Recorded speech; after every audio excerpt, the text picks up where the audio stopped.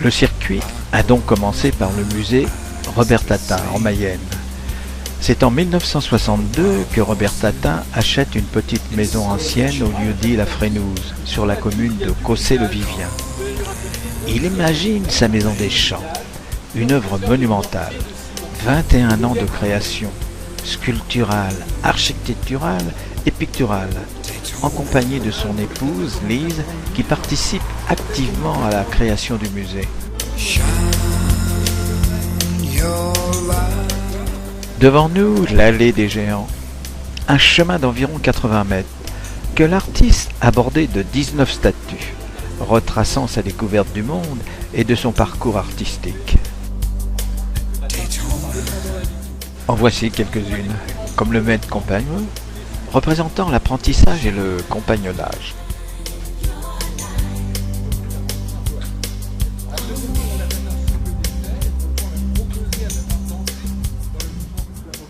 Ici, Léonore Finet, peintre et décoratrice du XXe siècle, représentée avec son animal fétiche, le chat.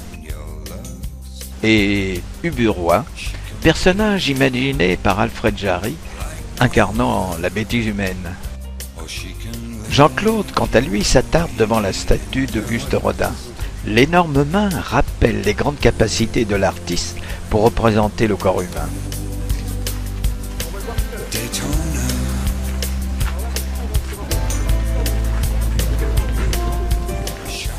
Picasso, le voici, au visage rayonnant comme un soleil, assis sur deux crocodiles représentant l'animalité humaine qui a tenté de maîtriser ses œuvres. Et l'on termine par Alfred Jarry, dont la cage thoracique devient une cage à oiseaux ouverte sur les côtés afin d'évoquer l'enfermement et la liberté de l'esprit.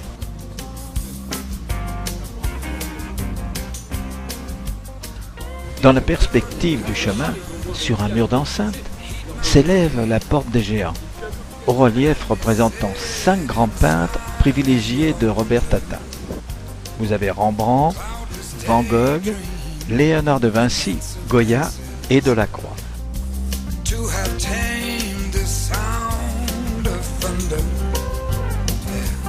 Le dragon est l'entrée symbolique du musée. Placé telle une sentinelle, c'est le gardien de la connaissance.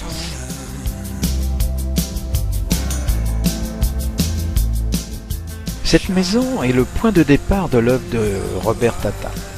Il y vivra les 21 dernières années de sa vie jusqu'en 1983. Sa pierre tombale est dans le jardin, sous laquelle il repose.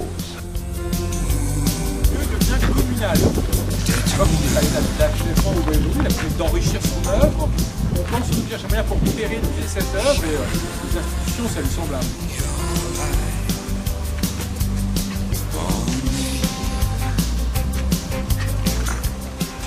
Claire se dirige vers le jardin des méditations. Tout un programme. L'architecture intérieure s'organise autour d'un bassin, bordé de 12 statues représentant les mois de l'année.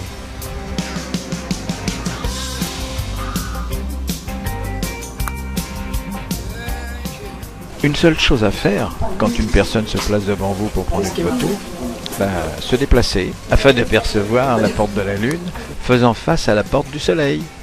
Elle vous indique respectivement l'Est et l'Ouest.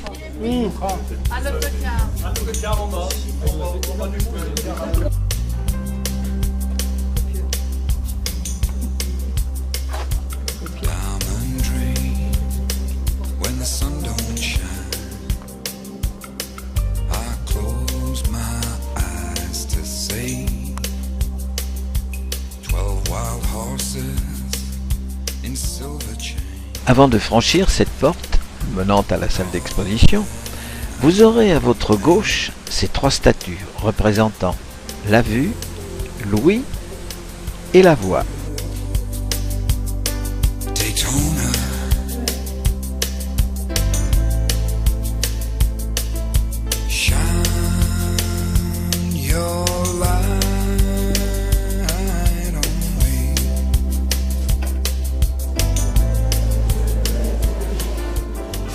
À la fois peintre sculpteur, céramiste, maçon, charpentier. Robert Tatin appartient aux artistes talentueux que la société récente a bien oubliés.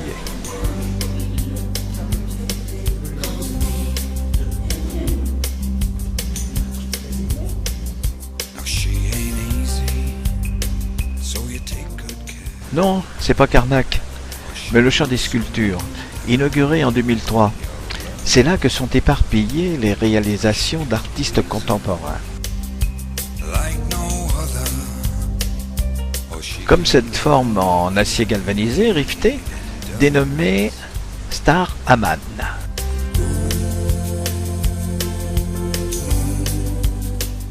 Ou cette œuvre, appelée Les grandes ors cosmiques aux déesses tutélaires de Bernadette Nell, qui date de 2004. Et cette œuvre-là, comment l'auriez-vous dénommée?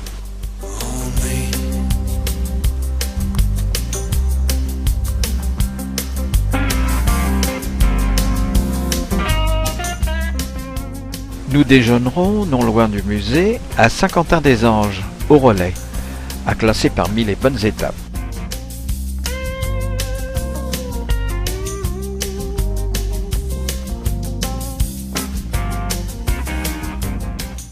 Nous arrivons en fin d'après-midi à Port-Saint-Père, à l'hôtel Nuit de Retz, où nous séjournerons toute la durée de notre séjour.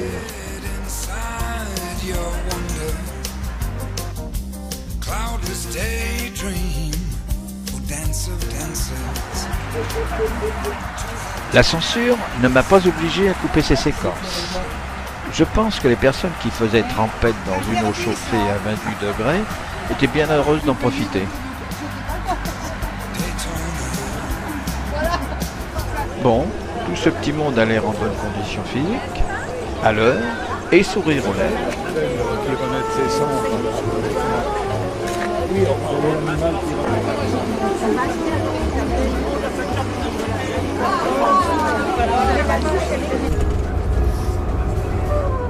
Au programme d'aujourd'hui, visite guidée à Saint-Nazaire, dont nous apercevons du haut du pont le plus long d'Europe, enjambant l'estuaire de la Loire, les premières structures portuaires.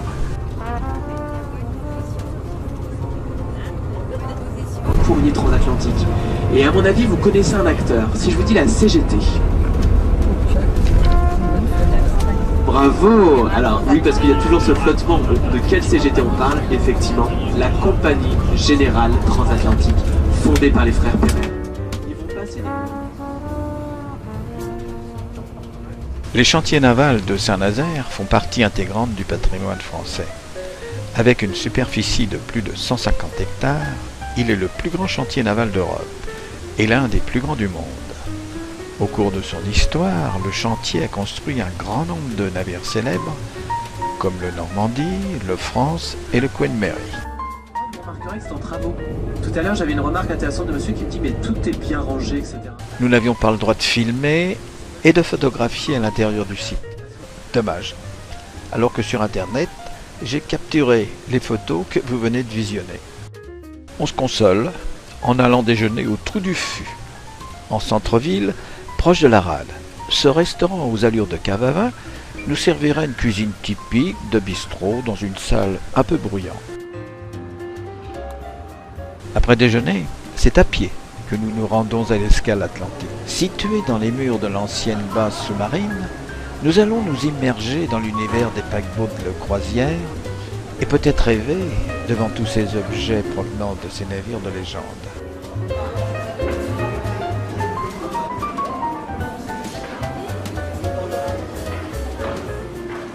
Le parcours sténographié couvre 3700 m² et 3 niveaux et nous permet de mieux comprendre la vie à bord de ces paquebots de ligne en circulant, par exemple, dans les coursives reconstruites à l'identique.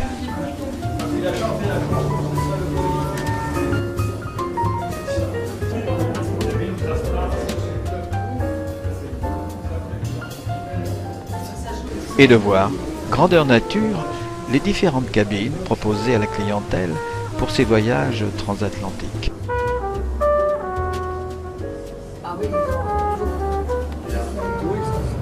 Nous sommes dans la salle des machines. Vous entendez? Chaque tour d'hélice nous rapproche. Allez, jouons le jeu. De New York, pourquoi pas?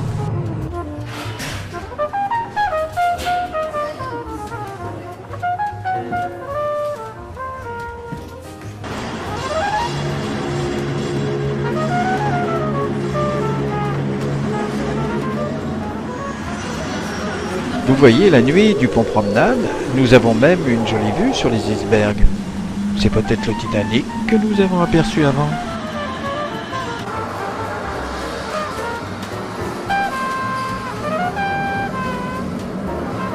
Et maintenant nous voilà en pleine tempête. Le bateau tiendra-t-il bon? Non, je n'oublie pas, nous sommes dans un musée. Il faut parfois, même adulte, se prendre au jeu.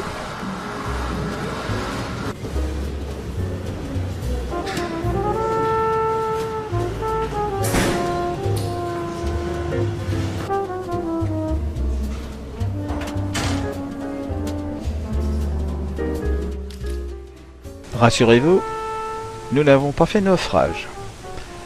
Nous déambulons dans la salle des maquettes et je vous laisse apprécier la qualité, la minutie apportée à la réalisation de ces œuvres. Ce sont de petites merveilles.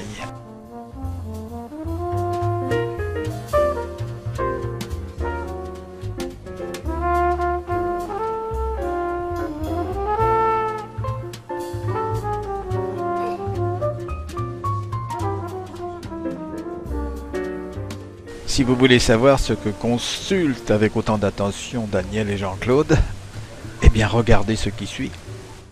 Et vous avez la réponse.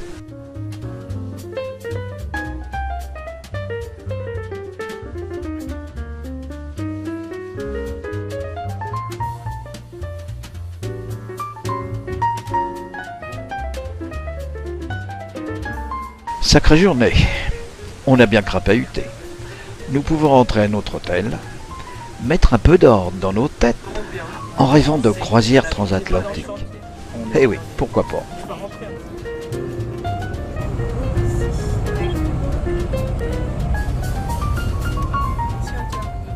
Nous avons dîné en soirée à la bicyclette d'argent. La publicité annonçait sourire et fraîcheur. Eh bien, c'était vrai.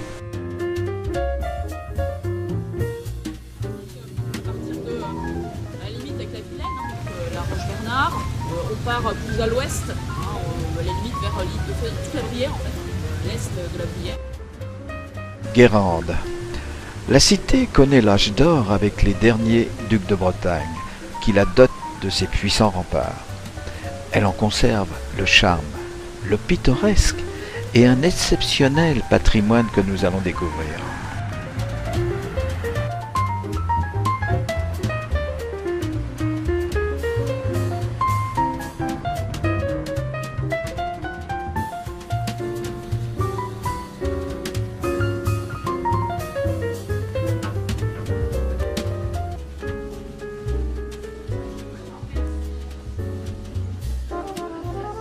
La porte Saint-Michel date du XVe siècle. Elle témoigne du prestige et de la puissance de la ville au Moyen-Âge. Elle débouche dans l'artère principale de la ville où nous trouvons tous les commerces actuels attirant le tourisme et proposant de nombreux produits régionaux comme le sel des Guérandes aux 18 parfums.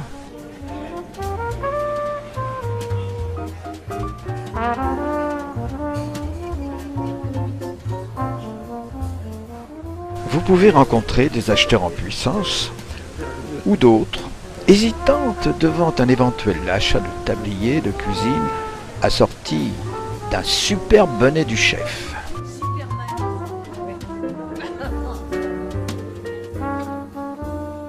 Mais la cité a bien des attraits. Peut-être avez-vous préféré vous attarder devant cette jolie façade à colombage, habillée de teintes pastel, protégeant son bois de chêne, vieux de plusieurs siècles.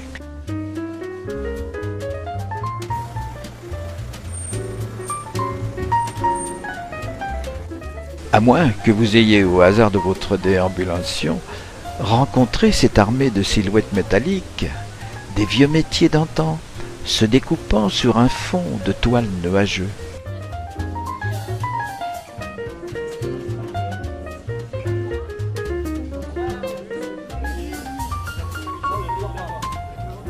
Quant à la visite guidée des remparts, elle nous a appris ceci. Avec ses 1300 mètres, ses 4 portes et ses 6 tours, l'enceinte urbaine de Guérande serait l'une des mieux conservées de France. Le parcours s'effectue par le chemin de ronde de la tour Saint-Jean à la tour Sainte-Anne, en passant par le 2e étage de la porte Saint-Michel, située devant nous.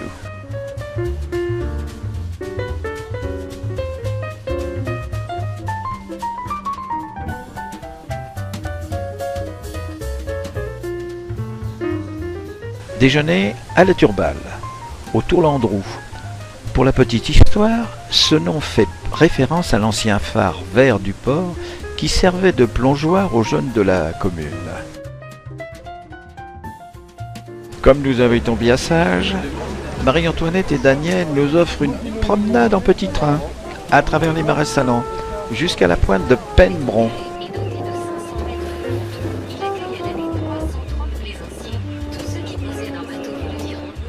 La Croix de Lens et la Grande Falaise, elle fait partie de l'ensemble de plages situées au sud, qui rejoint l'action à l'époque gallo-romaine.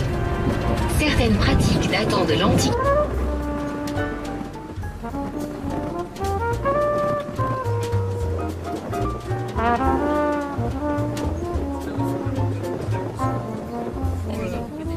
Étant à Guérande, il aurait été impensable de ne pas nous arrêter dans un marais salant. C'est chose faite. Philippe, paludier professionnel, nous attendait sur sa saline et nous fera découvrir toutes les conditions et les techniques de la récolte du sel.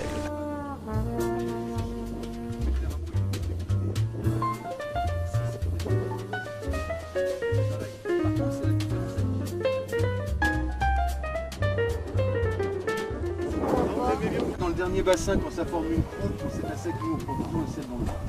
Il ramasse au plus dosé. Les outils utilisés dans le marais salant ont peu changé au cours des siècles. Celui dont se sert notre paludier est un LAS, pour récolter le gros sel au fond de l'œillet, qui est le dernier bassin où s'effectue la récolte du sel et de la fleur de sel.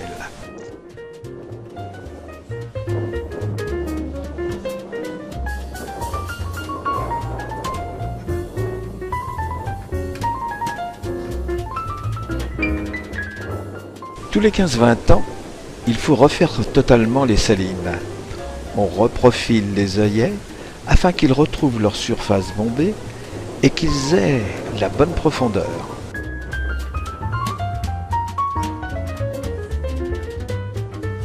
Après cette excellente démonstration et argumentation sur l'art de son métier, notre paludier saura développer aussi de bons arguments pour nous vendre sa sublime fleur de sel de Guérande.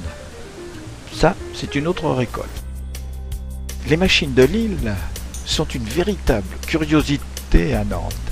Installées sur d'anciens chantiers navals, ce monde onirique abrite des machines extraordinaires, dignes de l'imagination de Jules Verne et de l'univers mécanique de Léonard de Vinci. Leur création a été décidée par le Conseil de la communauté urbaine de Nantes en 2004, en association avec la compagnie de théâtre La Machine, dirigée par François Delarosière et Pierre Auréfils. Mi-mètre, mi-engin, ces monstres mécaniques sont construits sur place, comme cet éléphant de 12 mètres de haut et 8 mètres de large, réalisé en bois sculpté et en acier. Cette petite bête pèse 48 tonnes et peut accueillir 50 passagers.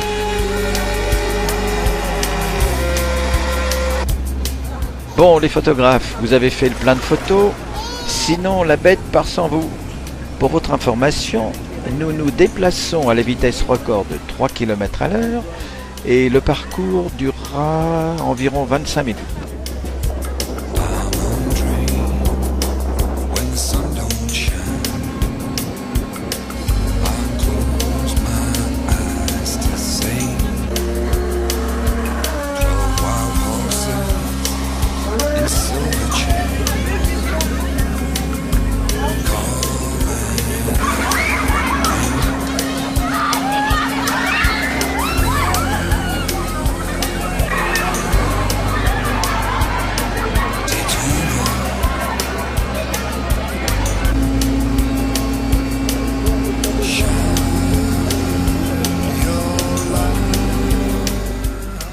Nous poursuivons cet étonnant périple avec le carrousel des mondes marins. Ces 3 manèges, superposés sur 3 niveaux, nous emmènent dans un voyage marin, depuis les fonds marins jusqu'à la surface, sur 25 mètres de hauteur. On s'attend à croiser le capitaine Nemo.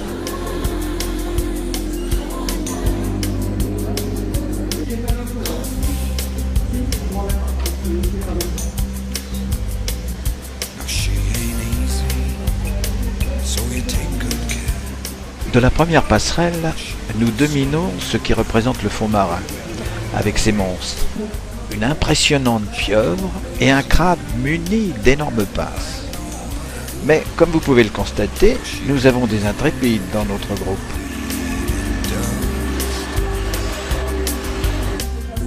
Moi, j'aurais plutôt un faible pour ces répliques d'embarcations à voile, réalisées en bois et leur accastillage à l'ancienne. C'est vraiment du beau travail.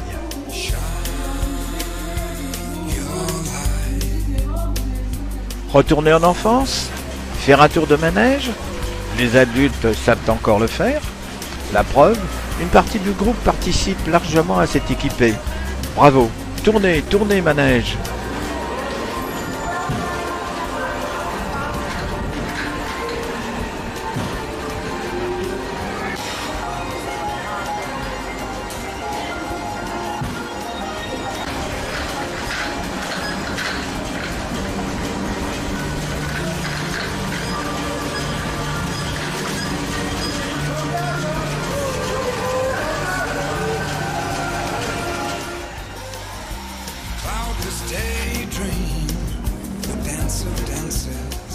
Nous entrons dans le monde des insectes maintenant.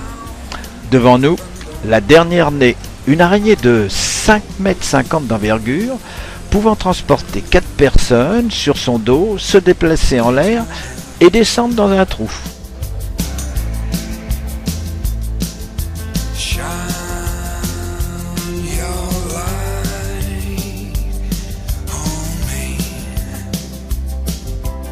Alors Marie-Antoinette, on joue les montes en l'air, on se grise d'altitude, on prend des risques.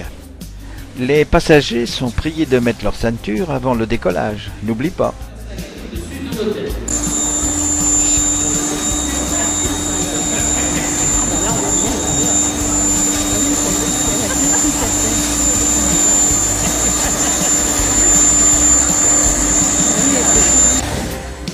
Un paparazzi filme cet événement, un admirateur sans doute.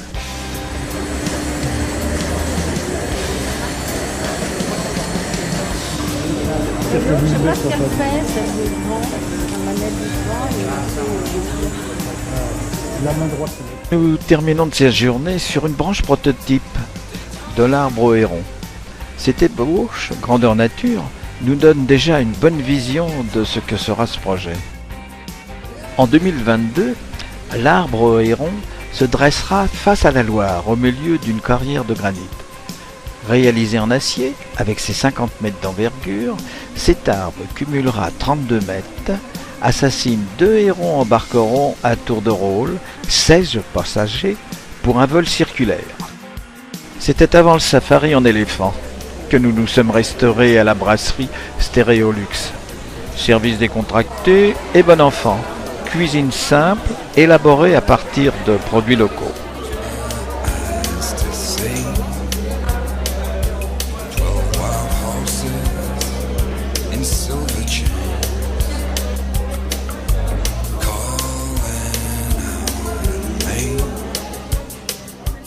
Puisque nous parlons cuisine, le croissant à Courgenard fut notre dernière étape gastronomique, celle du retour. Un dîner confortable, servi par un patron avenant et une serveuse efficace, dans une ambiance joyeuse. Elle ne pouvait être que joyeuse après un si beau voyage.